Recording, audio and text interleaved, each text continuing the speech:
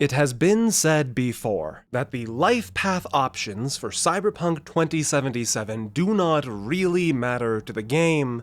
By me, I've said that, and I do mostly stand by it. In my first ever video on this channel, I posited the idea that all of the different life paths for 2077 dump you into the exact same place because regardless of who you are or where you come from, if you come to Night City, there's only one story you can have. And by and large, I feel like the game and its plot largely supports this idea.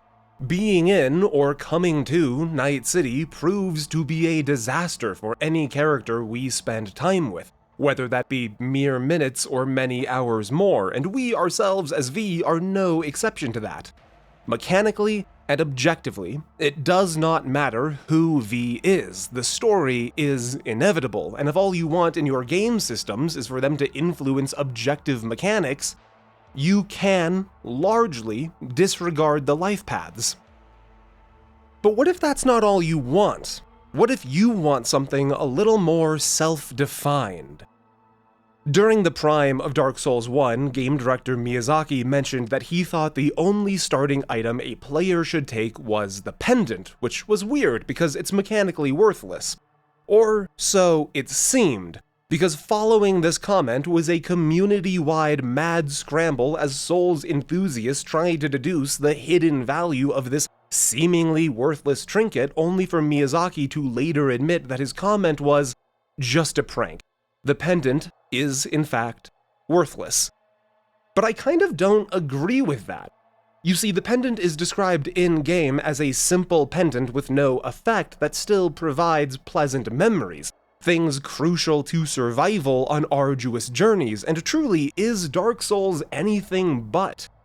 If you were really to get into the heart and soul of your character, if you were really trying to feel as they feel, if you were to, dare I say it, roleplay, suddenly, I think the pendant becomes the most valuable of the starting gifts. A thing with no objective mechanical value suddenly becomes important not because of its cutting-edge advantage, but because it makes your character feel comfortable when things are difficult. This is the context by which I've come to appreciate the live paths for 2077, not for their mechanical value, but for roleplay and for adding context of my own making and understanding to the broader story.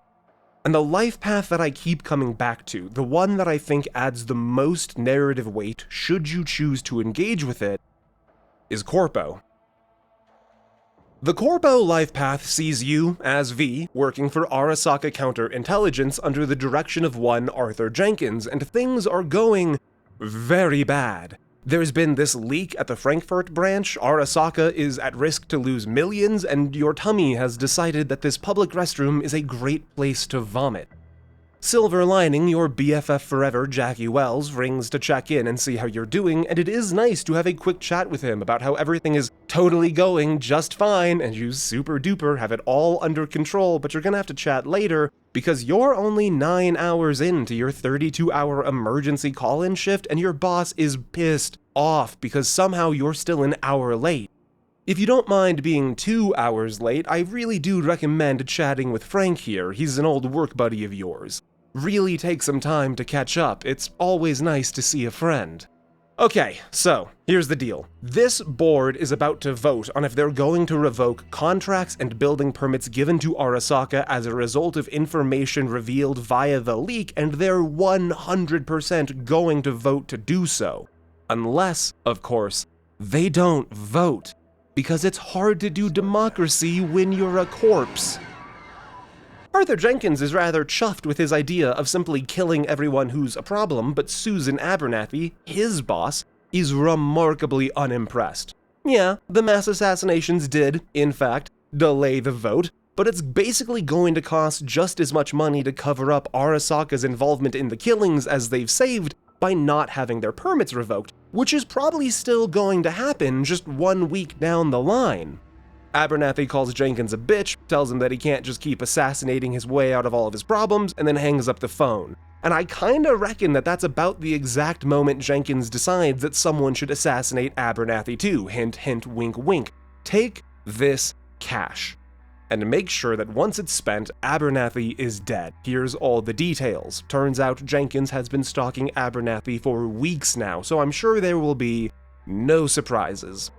With intel acquired and cash in hand, it's off to Lizzie's bar to meet with, you'll never believe it, Jackie Wells, who absolutely, and with no room for debate, refuses to be the one to pull the trigger on Abernathy.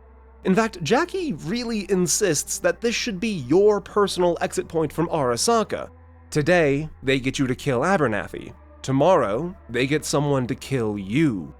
Speaking of someone killing you, the only problem with trying to orchestrate the assassination of the Director of Special Operations of a megacorporation specializing in corporate security is that they tend to find out about these things. Oh, hey Frank, crazy to see you here. Who did you say you worked for? Abernathy. Truth is, the game's been rigged from the start. It's honestly pretty likely that by this point in time, Jenkins is already dead, and after scraping all of his acquired intel off of you, these Arasaka goons are stopped from killing you too by the grace of Jackie alone. But that still means that your corporate bank accounts, your cyberware, hell, even your hormone regulators are all revoked. That's company property. If you were throwing up in the bathroom even while Arasaka was regulating your cortisol levels, imagine how much worse it could have been. And while it's slightly on the nose for Jackie to congratulate you on your new life starting now, it's also very sweet. Okay, literal events aside, let me break down why I cannot get over this intro. Firstly, I love how it establishes a relationship with Jackie. In both the Nomad and the Street Kid openings, you do meet Jackie there as well, but I say meet Jackie in a very literal sense. In both of these intros, you are introduced to Jackie Wells for the first time, but here in Corpo, it's very well established that V and Jackie have been acquainted for a non-insignificant amount of time. Jackie will even mention jobs that they've done with V before, not just for V, with V, and I think that's a big deal. It makes Jackie's response to genuinely care about V when things go wrong into a very real thing. You lost your job at Arasaka, and the first thing Jackie does is invite you into his home with his mom. That's a move that makes a lot of sense here in Corpo. I love how it establishes V as a presence in Night City. If you play Street Kid, the story establishes that you are returning to Night City after time spent away in Atlanta, and if you play Nomad, the game seems to really imply that you are coming to Night City proper for the first time, but a Corpo V calls Night City home in a more permanent way. I also want to mention that when reviewing the intel on Abernathy, Jackie will highlight all of the different roles a job of this scope will require, including someone to pull the trigger, to which V responds that's the only piece they're missing.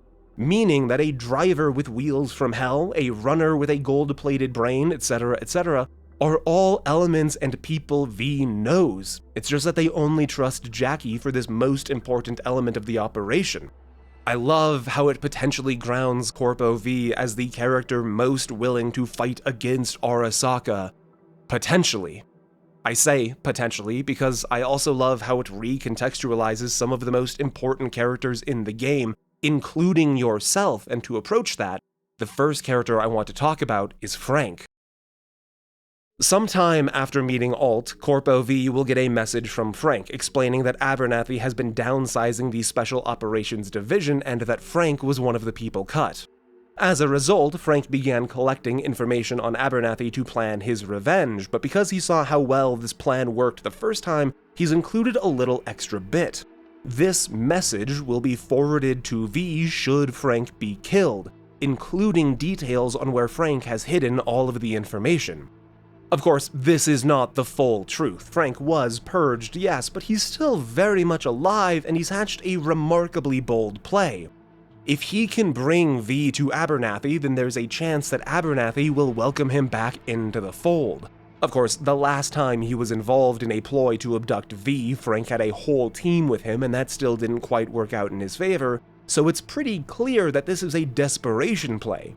Of course it is. They've stripped Frank of his home, his chrome, everything. He's all by himself here.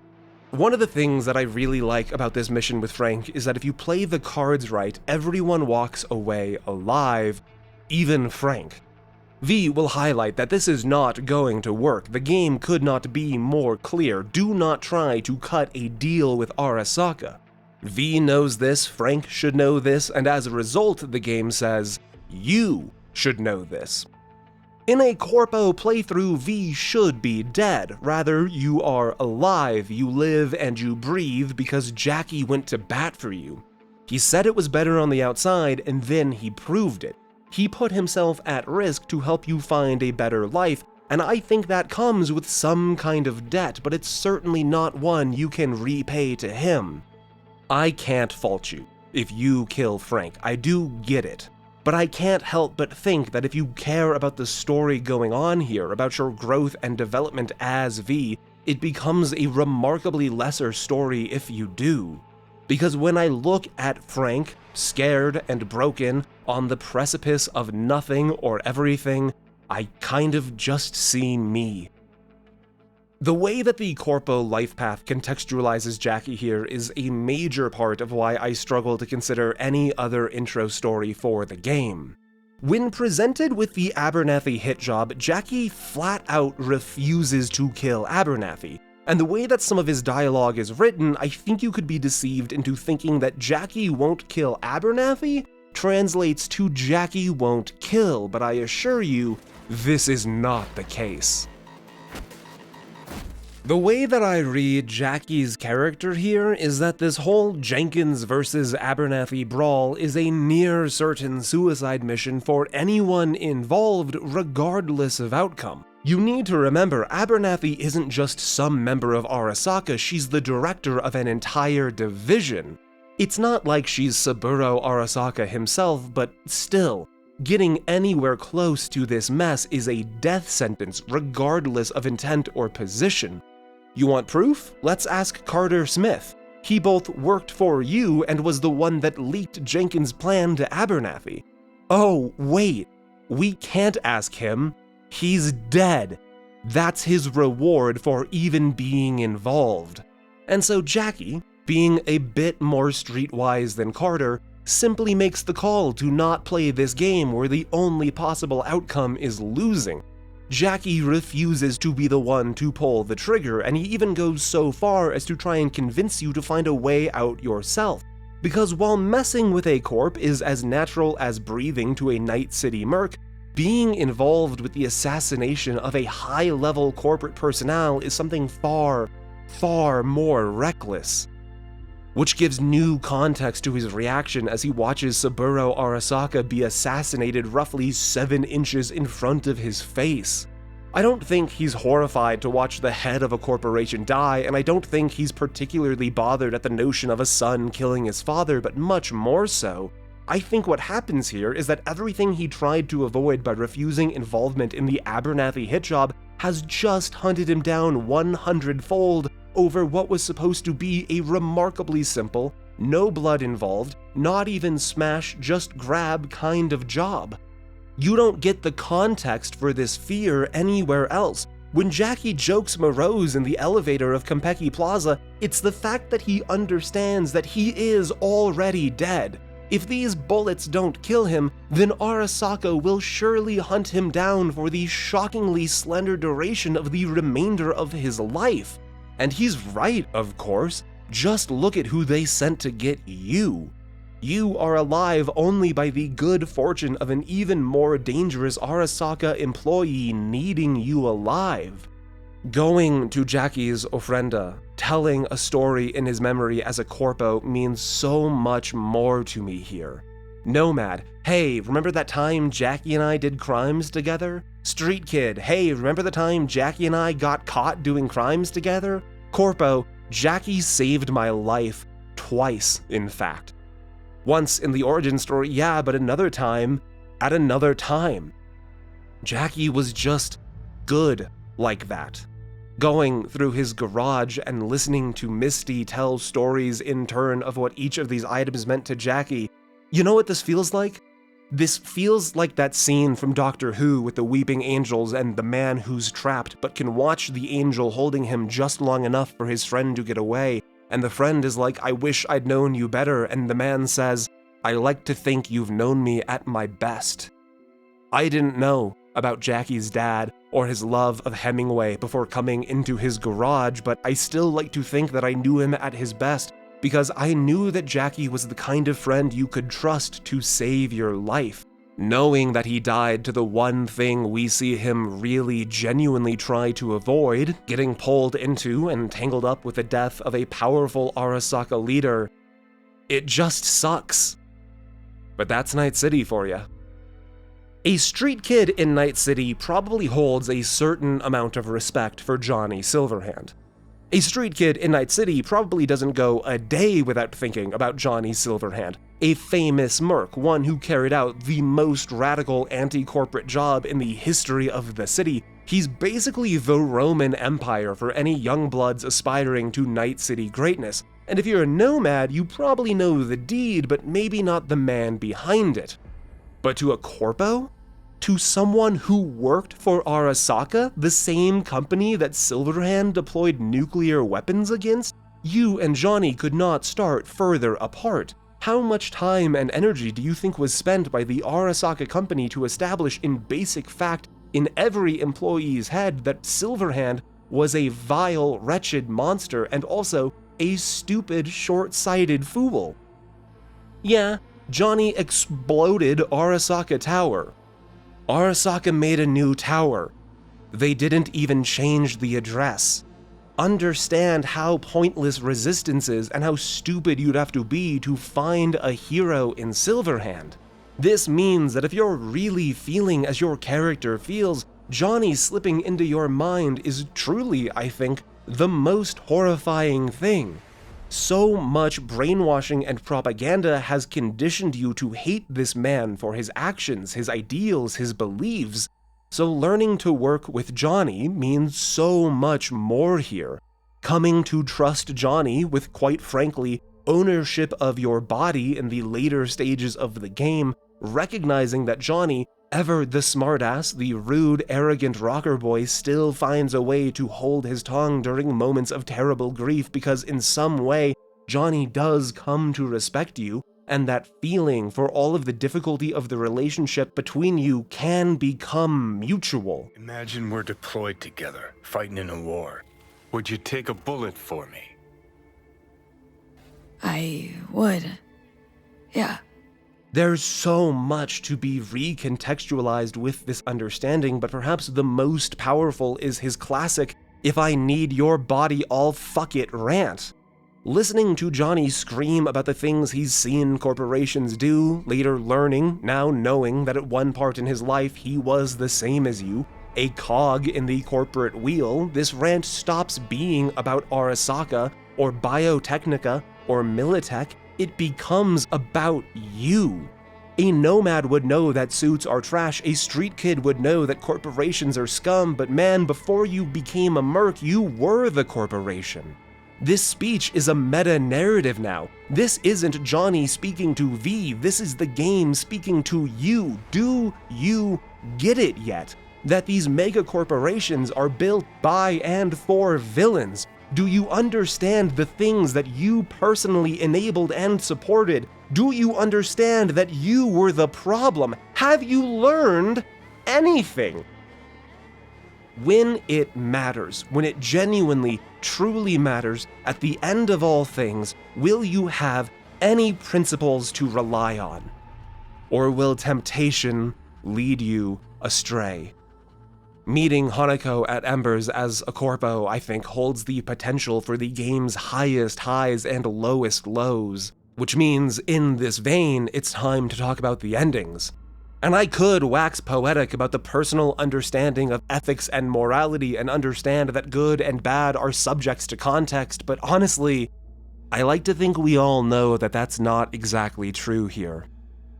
There's only really two endings that matter for this kind of narrative playstyle: the Star and the Devil.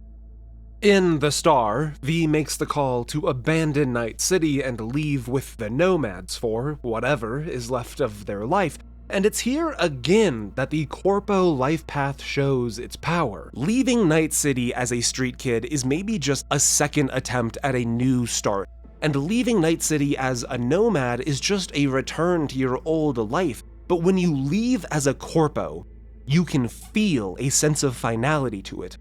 This Corpo V was born in Night City, lived and worked in Night City, died in Night City, was reborn in Night City, and finally, for the first time ever, truly leaves it behind. And that, naturally, comes with leaving Arasaka behind too. So of course, the tragedy of siding with Hanako is even greater here. Outside of this ending being called literally the devil, it also now contextualizes the game as you failing to learn literally anything from your time here, going so far as to have a dialogue option to ask Hanako for a new job at Arasaka. But for whatever promise this quest chain may hold at the beginning, it ends the same way the story began. Arasaka doesn't care about you. They never have, and they never can. Corporations can't care. And if you thought this would be different, if you thought you were special enough now that suddenly they would, if you were genuinely this foolish, if you did truly learn absolutely nothing from your experience here, from your time in this world with these people, if you cannot recognize that Johnny was right, even if you think his actions were wrong, I suppose you deserve what you get. Nothing. One of the things that took me by surprise while working on this video was the results of this poll that I put out. I genuinely would not have expected that people would gravitate so much to the Corpo life path. I figured a lot of people got into the game in the same way I did, developing some near unexplainable attachment to the concept of Night City after watching Edgerunners, and I'd have assumed that that would come with people connecting with the Street Kids start, which is what I did my first playthrough. It was my second playthrough, however, with a Corpo start that really fostered a love and obsession with this game and the genre it lives in. So it feels really validating to know that other people feel the same. And I don't think the other life paths are bad, and I don't look down on people who just want objective mechanics, but the way that Corpo tells its story, the way that it lets me get into the life of my V, the way that the story seems to say that it is possible to rebuild, that there is a value to surrounding yourself with people that care for you, that growing larger than your trauma is not just possible, but the only good ending for your life. It just makes me feel comfortable when things are difficult.